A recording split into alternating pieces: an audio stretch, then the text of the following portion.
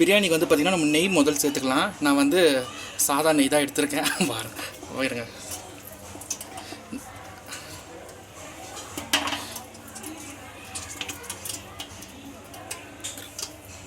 கொஞ்சம் நெய் போட்டிருக்கலாம். அதுக்கப்புறம் நெய் இப்போ வந்து பார்த்திங்கன்னா நெய் போட்டு இப்போ ஆயில் சேர்த்துக்கலாம்.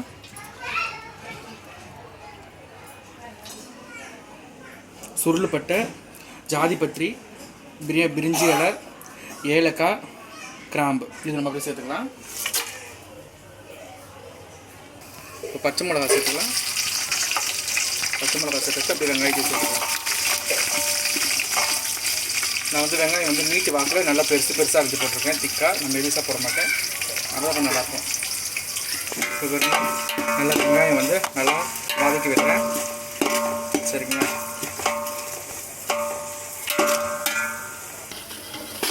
பாருங்க நல்லா வதக்கி விட்டுட்ருக்கேன்.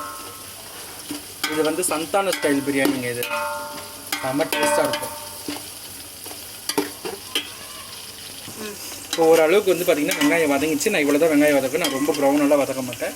இப்போ வந்து நான் தக்காளி சேர்த்துக்கிறேன். அதே டைமில் வந்து தக்காளி சேர்த்துக்கிறேன். தக்காளியை சேர்த்து நல்லா கொஞ்சம் வதக்கிவிட்டு அதுக்கப்புறம் தான் இஞ்சி பூண்டு சேர்ப்பேன். அதுதான் சந்தான ஸ்டைல் பிரியாணி. கரகண்ணி எப்படி ஒன்று செய்யறதா சந்தான ஸ்டைல் பிரியாணி. இப்போ வந்து தக்காளி போட்டிருக்கேன். இப்போ அப்படியே வந்து இஞ்சி பூண்டு பேஸ்ட் சேர்த்துக்கலாம். நான் நல்லா ஒரு 250 கிராம் இஞ்சி பூண்டு பேஸ்ட்டு சேர்த்துக்கிறேன்.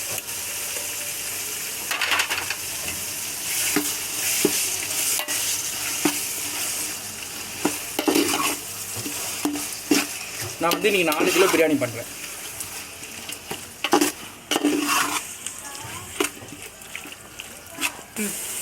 இப்போ வந்து பார்த்திங்கன்னா நான் முட்டை வேக போடுறேன். பிரியாணிக்கு முட்டை எல்லாமே எப்படி, அதனால் நான் வந்து 6 முட்டை வேக போட்டுக்கிறேன்.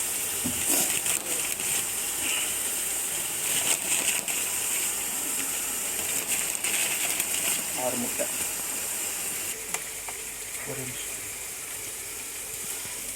இப்போ வந்து முட்டை வச்சாச்சு. இப்போ வந்து நம்ம இண்டக்ஷன் ஆன் பண்ணிக்கலாம். நல்லா பச்சை வாசனை போக நல்லா வதக்கிக்கலாம். நல்லா வாசனை நல்லா போயிட்டு நல்லா கொஞ்சம் வதக்கணும். ஏன்னா நம்ம நல்லா வதக்கும் போதே சரியாயிடும்.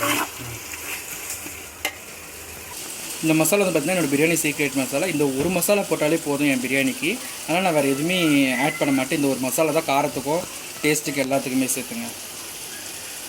இப்போ இந்த மசாலா பார்த்திங்கன்னா நான் ஒரு கரண்டி போட்டுக்கிறேன்.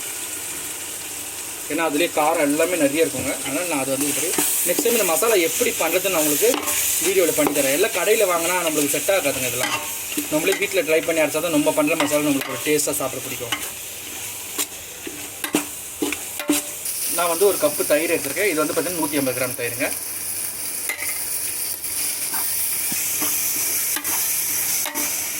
ஏன்னா இதில் சிக்கன்லாம் நல்லா சாஃப்டாக வெந்து வரதுனால இந்த தயிர் நம்ம எப்பவுமே சேர்ப்போம். நிறைய பேர் எதுக்கு தயிர் சேர்க்கணும்னு தெரியாமல் சேர்ப்பாங்க.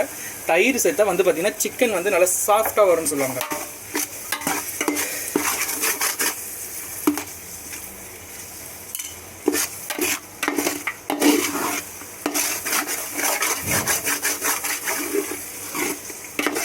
இப்போ வந்து நான் 2 கட்டு புதினா, 1 கிலோக்கு 1 கட்டுன்னு இல்லாமல் நான் 2 கிலோவுக்கு வந்து பார்த்திங்கன்னா நான் 2 கட்டு எடுத்து வச்சுக்கிறேன். அதான் அரிசி 2 கிலோ, சிக்கன் 2 கிலோ நல்லா போட்டு நம்ம நல்லா கலந்து வச்சுக்கலாம். பாருங்கள் நல்லா புதினாவை நல்லா கலந்து விட்டுக்கலாம்.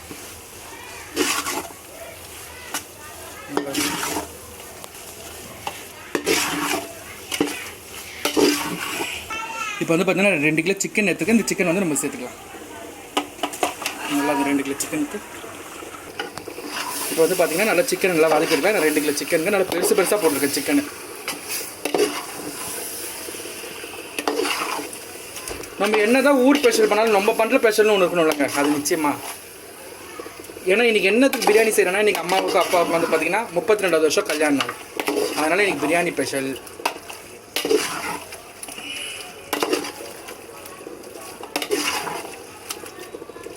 நல்லா கறி நல்லா கொஞ்சம் வதக்கும். இப்போ வந்து நான் 1க்கு 1.5 சொல்லி பிரியாணி ரைஸ் எடுத்துருக்கேன். பாசுமதி ரைஸ். அது வந்து 1க்கு 1.5 சொல்லி ஊற்றிக்கலாம் தண்ணியை நம்ம. இப்போ 2வது கப் ஊற்றிக்கலாம். மூணாவது கப் ஊற்றிக்கலாம். 4 1/2 கப்பு மெஷர்மெண்ட் கரெக்டாக இருக்குது. நல்லா சிக்கனை வந்து நல்லா கலரி விட்டுட்டோம். சிக்கனை நல்லா கலரிட்டு, ஏன்னா நல்லா கொதிக்கணுங்க. அந்த குழம்பு மாதிரி நல்லா கொதிக்கும் போது தாங்க அதோட டேஸ்ட்டு ஹைலைட்டே வேறு லெவலில் வரும். அது கறி டேஸ்ட் இறங்கும்.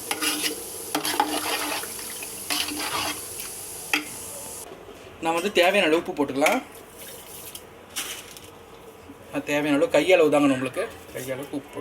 வேறுனா டேஸ்ட் லாஸ்ட்டாக அரிசி போடும்போது செக் பண்ணி போட்டு பாருங்கள், சரிங்களா? நல்லா கலந்து விட்டுக்கலாம்.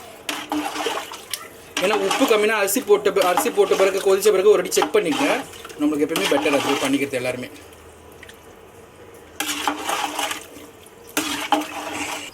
காஷ்மீர் மிளகாத்தூள் மட்டும் இந்த டைமில் நான் 2 ஸ்பூன் சேர்த்துக்கிறேன். ஏன்னா கலருக்கு ஏற்ற மாதிரி. ஏன்னா காரம் கிடையாது காஷ்மீர் மிளகாத்தூள், அதனால் அது மட்டும்தான். நல்லா கலந்து விட்டுப்போம்.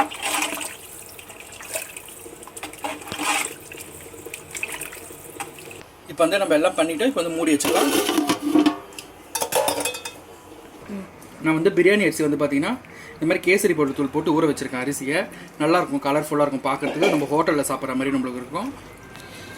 இந்த மாதிரி நீங்களும் பண்ணி வச்சு பாருங்கள், ஒரு வாட்டி டேஸ்ட் பண்ணி பாருங்கள் எப்படி இருக்குதுன்ட்டு செஞ்சு. ஓப்பன் பண்ணி பார்க்கலாம். இப்போ பாருங்க நல்லா கொதிச்சுட்டு இருக்குது, கறியை நல்லா வெந்துட்டு இருக்குது. நல்லா கறியை நல்லா வெந்துருச்சு, நல்லா பாருங்களேன் கறியை நல்லா வெந்துருச்சு. இந்த நேரத்தில் வந்து நம்ம அரிசி சேர்த்துக்கலாம், சரிங்களா? ஊற வச்ச அரிசி வந்து பாருங்கள் எவ்வளோ சிகப்பாக இருக்குது. அப்படியே போடும்போது நல்லா இருக்குங்க அரிசி. நம்ம இப்போ அரிசி சேர்த்துக்கலாம், சரிங்களா?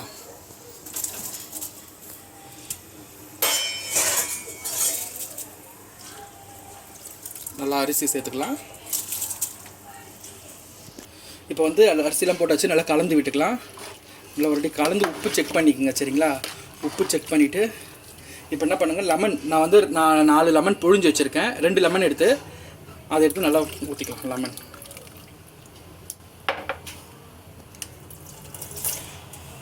இப்போ லெமன் ஊற்றி வச்சுங்களா? இப்போ வந்து பார்த்தீங்கன்னா நல்லா கலந்து விட்டுக்கலாம். ஒரு வாட்டி நல்லா உப்பு செக் பண்ணிங்க, மெயின் அதுதாங்க. நல்லா கலந்து விட்டாச்சு, மூடி வச்சிடலாம்.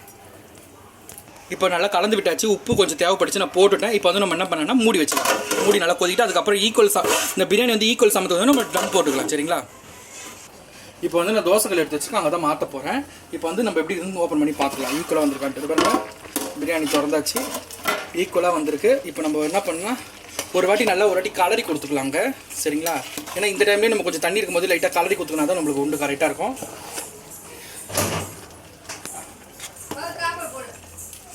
இப்போ பாருங்கள் நல்லா கரெக்டாக ஈக்குவல் ஆகிடுச்சு. இப்போ இந்த டைமில் நல்லா கலர்ஃபுல்லாக இருக்கா பிரியாணி. போனாட்டி கலர் இல்லைன்னு சொன்னாங்க.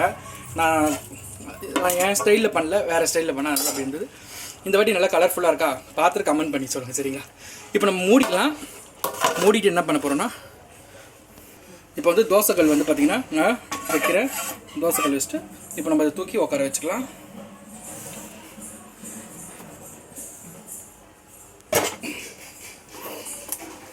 ஈக்குவல் பண்ணி பார்த்து வச்சுங்க ரைட்டாக. தோசைகள் வச்சாச்சு. இப்போது ஒரு 20 நிமிஷம் நம்ம விட்டுக்கலாம் பெருசில் வச்சு. இப்போ வந்து நம்ம டபராவை எடுத்து பார்க்கலாம். சூடாக இருக்குப்பா.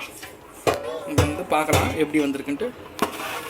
இதை பாருங்கள், நம்ம இது போட்டு நல்லா தண்ணியெலாம் சொண்டிட்டு இருக்கு பாருங்க. நல்லா பெட்டராக நல்லா ரைஸில் இன்னும் ஒரு 10 நிமிஷம் கொடுக்கலாம். நான் 10 நிமிஷத்தில் ஓப்பன் பண்ணியிருக்கேன் உங்களுக்கு காட்டுறதுக்கோசம். இந்த டைமில் வந்து நம்ம கொஞ்சம் நெய் சேர்த்துக்கலாங்க. மெயின் நெய் சேர்த்துக்கலாம், சரிங்களா? நம்ம இதோட லாஸ்ட் மூடி வைக்கிறோன்னா நெய் சேர்த்துக்கலாம். இப்போ வந்து கொத்தமல்லி தூவி விட்டுக்கலாம். நம்ம அப்படியே கொஞ்சம் கொத்தமல்லி தூவிட்டு நெய் போட்டோம். இப்போ அப்படியே நம்ம மூடி வச்சுக்கலாம், சரிங்களா? டபரா தூக்கி மேலே வச்சுக்கலாம். இப்போ நான் சிம்மில் வச்சுக்கிறேன். அடுப்பை சிம்மில் வச்சாச்சு. இப்போ அது ஒரு 10 நிமிஷம் சிம்மில் இருக்கட்டும். இப்போ வந்து பார்த்தீங்கன்னா ஃப்ரெண்ட்ஸ் 10 நிமிஷம் ஆகிடுச்சு. நம்ம இப்போ எடுத்து பார்க்கலாம். பாருங்க எப்படி இருக்குது பாருங்கள் பிரியாணி. சும்மா கமன்னு இருக்குது பாருங்கள். நல்லா உதிரியாக இருக்குது பாருங்கள் பிரியாணி. இப்போ நம்ம கலர வேண்டியது இல்லைங்க, அப்படியே எடுத்து நம்ம போட்டுக்க வேண்டியதான். ஏன்னா நம்ம முன்னாடி கலரிட்டோம், அதனால் பிரியாணி சுவையான சிக்கன் பிரியாணி ரெடி ஆகிடுச்சு ஃப்ரெண்ட்ஸ். நீங்கள் வீட்டில் இதை ட்ரை பண்ணி பாருங்கள் இந்த வீடியோ பார்த்துட்டு, புரியுங்களா? வீடியோ பார்த்துட்டு கமெண்ட் பண்ணுங்கள் எப்படி வந்திருக்குன்னு சொல்லி நிச்சயமாக, சரிங்களா? இந்த வீடியோ யாருக்கெல்லாம் பிடிச்சிருந்தோ லைக் பண்ணுங்கள், ஷேர் பண்ணுங்கள், சரிங்களா? நீங்கள் கமெண்ட் பண்ணி எனக்கு அனுப்புங்க. மறக்காமல் அந்த பெல் ஐக்கானை கிளிக் பண்ணுங்கள். அடுத்த ஒரு வீடியோவில் பார்ப்போம். நன்றி, வணக்கம் ஃப்ரெண்ட்ஸ்.